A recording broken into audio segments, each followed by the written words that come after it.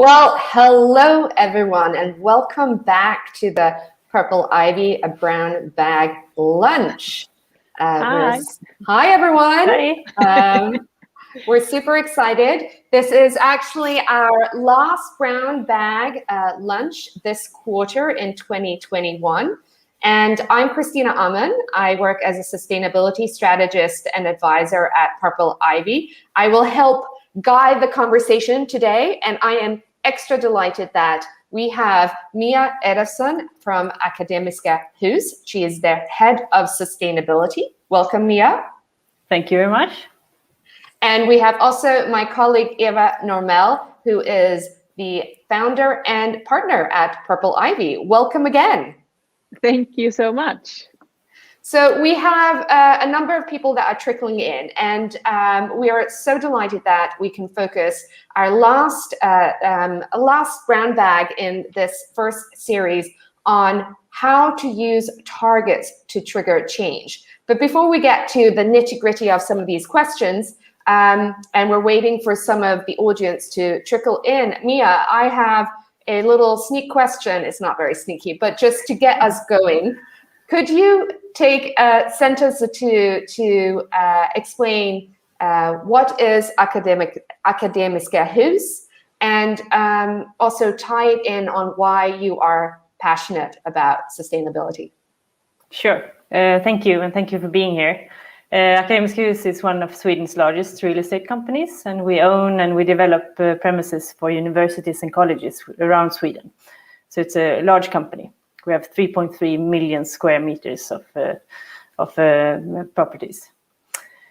And why sustainability is my passion? I think that's a good question. Sustainability has been a part of my life since I was a kid. I was brought up in the countryside.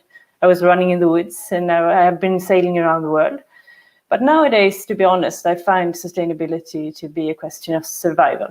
I have high hopes of the future, and I have good trust in the process of bringing new materials into the market and sustainable solutions. But I'm also very much aware that we need to act now, and that makes me concerned.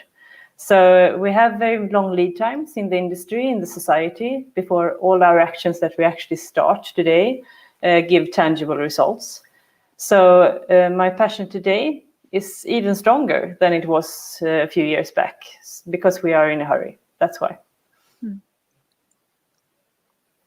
And I do think your point that you equate sustainability with survival, and maybe I'll turn the survival part to Eva, but in a different way. Why do sustainability targets keep you up at night? Well, they don't. No, but in some way they do, because I guess they can make so much. They can really make a difference. I think that with the right sustainability targets and the right way of working with it, it can make a managerial tool that can support leaders to actually make the change needed. But they can, at the same time, if you don't use them the right way, they can be so you can miss out on being able to create the momentum needed for the change. So I think that they are like a pivot point for if you're going to succeed or not, maybe. Thank you so much, Eva. We have some more people trickling in. So as a reminder to those that are just joining us, we are focusing today on how to use targets to trigger change. And we have Mia Edofsson, Head of Sustainability at Akademiska Hus. And we have Eva Normell, founder and partner from Purply IVY. Just before we go on to our next questions, I do want to welcome the audience to post your comments or questions throughout the session. Half an hour, as we've realized from the previous brown bags, go very, very fast. And we do want to hear from you as well. So, Mia, I want to start off with one question, then two. So, what does targets mean to you? And how do targets play a role in sustainability integration? Well, the targets, that's a hard definition, I would say, but it's somewhere to aim at that makes sense to you. And it's also grounded for, I would say, for the ones that actually needs to be involved in reaching that target. It should also be a little bit hard to reach, to be honest, and trigger my competitiveness. That is important, because it should not be easy to reach the target. And working with sustainability, that is a core essence, I would say, because it's so complex. So it's never really easy. It's always compromises. And leaning that into the question about integration of sustainability targets, I would say that the situation has changed very much over the years. In my career, over the years, I have experienced times when companies set very narrow environmental targets, and often it was before somewhere far down the organization, in the far end, in like an environmental department, in the end of the line somewhere. And to be honest, the interest from the top management team was kind of weak. And because also the targets were separated from the normal business targets. And over the years, luckily, the development has been very good, I would say. And we are not only talking about environmental targets, but sustainability targets. But still, there's a lack of connection, I would say. Many companies work with just sustainability targets, still very isolated and excluded from the normal business. And I would say that the most important thing that we need to work with is to actually integrate the targets into the normal business. So my thesis is that there are no sustainability targets. There are business targets, and that's how it needs to be. So that is the push from my side to actually, when you reach that point, you have really integrated the sustainability work within the company throughout all the different departments, etc. So that's important. Would you say that you have managed, Mia, to get there? Yes, I would say that we have to a much larger extent now than before. But then, of course, when you add new perspectives, it sometimes gets harder to get this understanding. So that is one of the key questions that you need to work with to find solutions to bring upon the responsibility to the ones that needs to have the responsibility. So it's not only in the ownership of the experts, but also in the ownership of the management team. Mm. So these targets, as Mia is saying, you're saying it's a bit like the North Star. You follow it. It's a guide. It's a light that you follow. So Eva, how could the North Star look like? So how could targets look like, and what are like target examples, if you want a practical example or a number of them?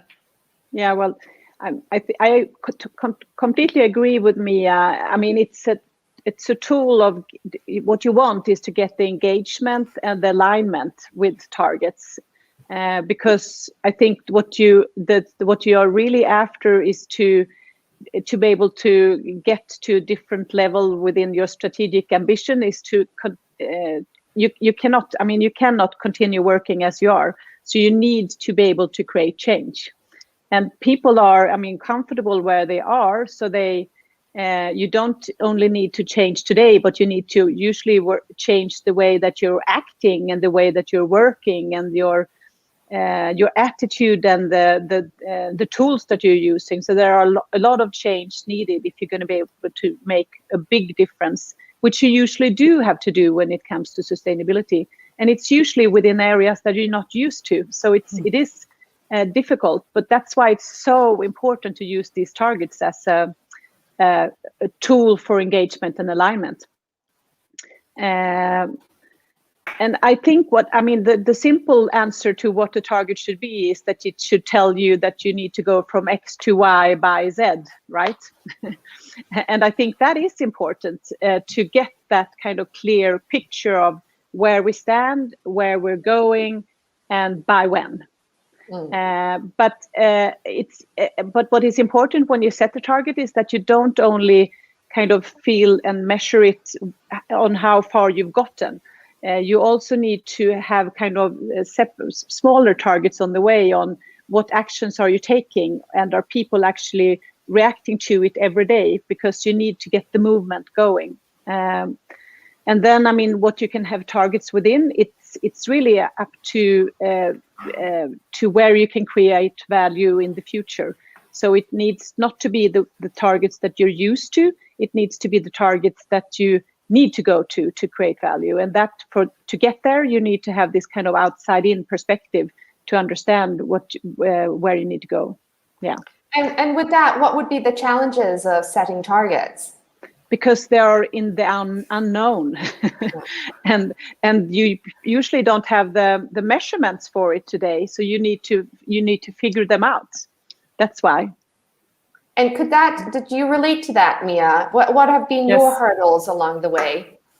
Well, I can very much relate to that, and I mean it's quite easy if you put it this way. You have a management team. The commitment there is absolutely vital, but I mean they are not experts in sustainability, so there is a disconnection or a gap between the management team and the experts. And you have to, push those together and get the fully understanding, because it's very easy to say that you support a goal that someone else has explained to you. Yeah. But if you don't have the ownership, it's easy to say I support Mia's goal, but exactly. that doesn't work, right? No, because you have to have it has to be in your DNA. So if you're a department manager somewhere, or a line manager, or a company manager, you need to live your goals. It has to be true. So if you have the possibility to allocate the responsibility to an actual person in the management team, you will also drive the commitment, the understanding, and the passion to reach that goal. And I think that's so crucial. And you have to sit side by side, shoulder to shoulder with the management team, being an expert, to really do this explanation, to understand what implication does this give, why is it important, what is the background to this target or goal that we have, why is it so important, so that you get a firm and deep understanding on why it's important. You keep on repeating the why it's important, and I think that's crucial. I think that's you have to be able to explain for people why this is important, right? Very much so, and do it in a simple manner, I would say also, because as I started out, the sustainability questions in general are very complex. So one of our greatest tasks being sustainability managers is to make the complex things easy. To really translate it towards a message that is understandable for your peers, for your colleagues, whatever. And that's so great that you were actually saying that, because that's one of the questions that have come in, is can targets capture complexity when it is there? And do you have any examples of how complex long-term targets is sold to leadership at Akademiska with more clear short-term targets? I think that the question itself actually answers its own question, because of course it is like that. You have to push, the North Star. You have to say where you go, but then add to that interim targets, which you do, part by part, and then also show that what actions you're actually doing that leads to this overarching target. So working with both KPIs and also actions in combination is really powerful. Matteo has a question here on the role. So what does the role of company policy play on setting targets? At what level should these targets be placed, corporate, departmental, etc.? And how specific should they be? As far as I can see it, I mean, the overarching goals needs to be set at management team. I mean, or board of directors even, I would say. And by having that called out in the organization, you need to have those more short-term targets aligned out in the organization, in the line organization. So there are different sets of targets in different types of organizations and in different levels of the organization, of course, because sometimes it's just, it's the small part somewhere in the organization that is actually making it possible or not possible to achieve the overarching goal. And sometimes you need to have investments, large investments, or you just have to have a technical solution. So depending on your challenge, you have to set targets where they have the most power. And I think that is a good way to look at target setting, to understand where is our biggest impact, where can we really contribute to a more sustainable society? What is our best benefit for this? Where can we reach farthest in this area? And also, as you said, that you don't have to work with the targets the same way in different areas, and all areas don't need to work with the same targets either. No. And also dare to make completely different types of targets within different areas. They don't have to be similar in any way. We have a question from Astrid here that says, what about targets that go beyond your direct sphere of influence, like suppliers? What is the key for tracking and engaging people in the targets when they're not within your own organization? Well, I would say that we are so lucky working with environmental and sustainability questions, because very few of these questions are really hard in competitiveness. And what I mean with that is that many of the questions concerning sustainability is, if it's good for me and I share it with you, it will be good for you too. And it's a win-win to share. And therefore, I urge everyone to actually support and to collaborate, I would say, with others. I mean, not only within your organization, but with other peers that is in the same line of business that you have, or that has the same type of challenges that you have, or even different challenges, just to learn from each other. Because I really find that working together with other types of businesses brings knowledge into our business that is so useful.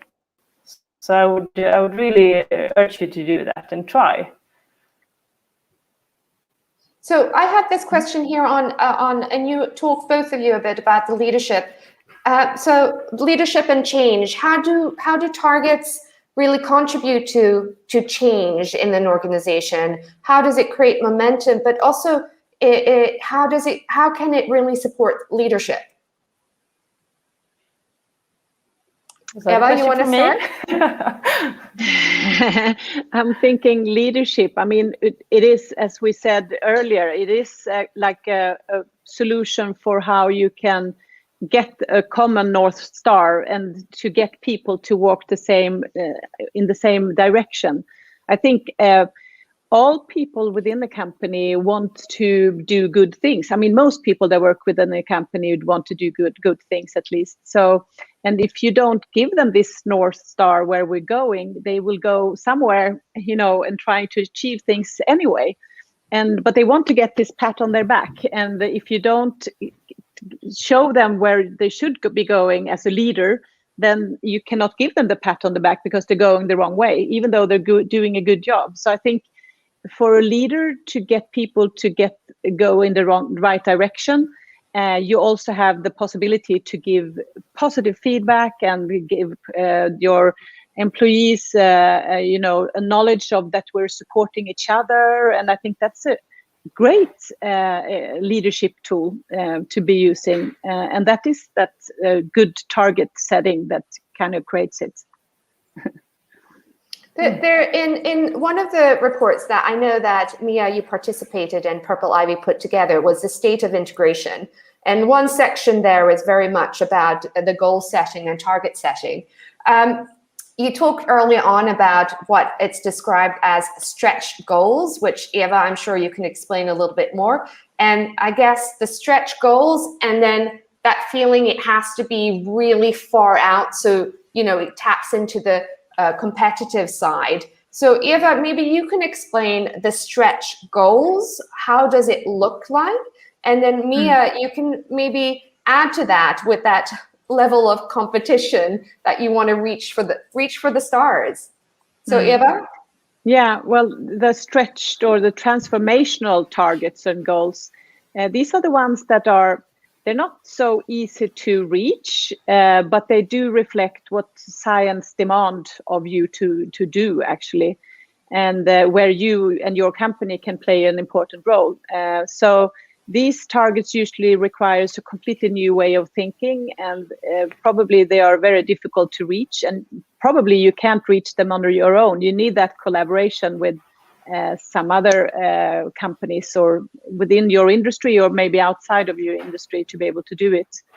And I think that to be able to set these kind of targets, you usually don't have that understanding and knowledge internally right away, because it's not what you used to do. So you need to take like a future outside-in perspective to be able to understand where you can create this kind of value. And they're difficult since they're unknown, and they take you outside of your comfort zone. But they are super important, both for you as a company to be able to create value, and also for the rest of the world and the environment, I would say. On the other hand, I mean, you cannot work with so many of these transformational goals. So you need to have these kind of more short-term continuous improvement goals that show that you are on the right track on the way. And there you can have several measurements that you are kind of aligning your company with. So you need to have a good balance between these long-term and short-term perspectives, I think. Mia? Very good thoughts on that, Eva. I appreciate it. It was really good. I'm coming back to the commitment of the management team, which I think is really central to this. Within Akademiska Hus, I find the management team to be very committed to our goals, and they have a good understanding of the rationale for why we are going in a certain direction.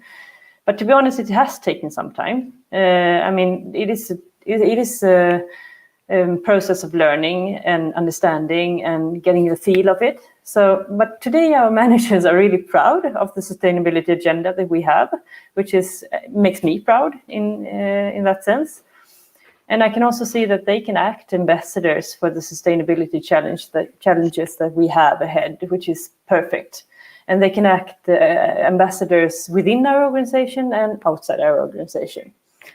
But the largest potential, and now coming to the point here, the largest potential is that I believe is to move from the feeling of risk mitigation.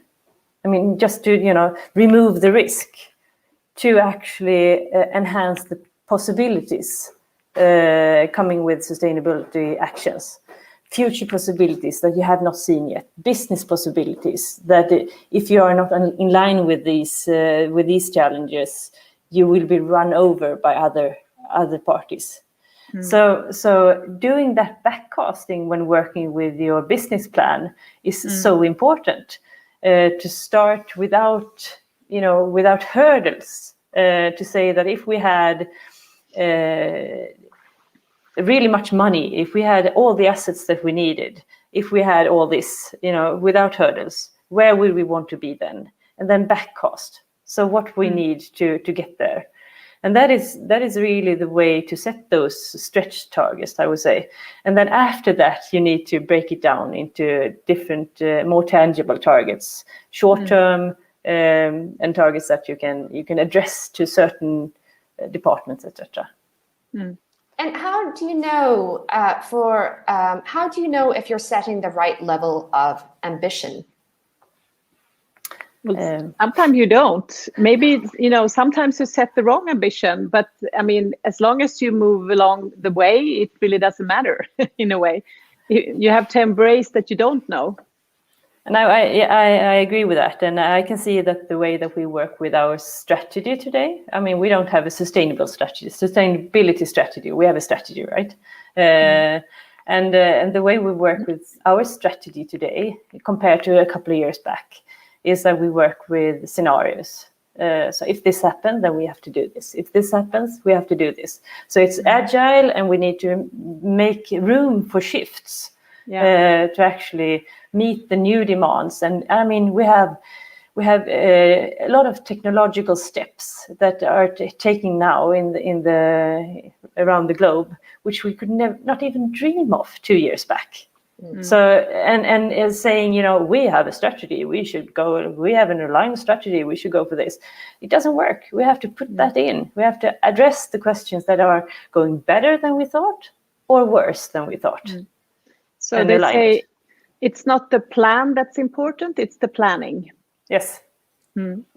That's a great point. The plan and plan versus planning. I love that very much. So I have we're soon coming up to our time. It's always one of those struggles when 30 minutes suddenly just go by really fast.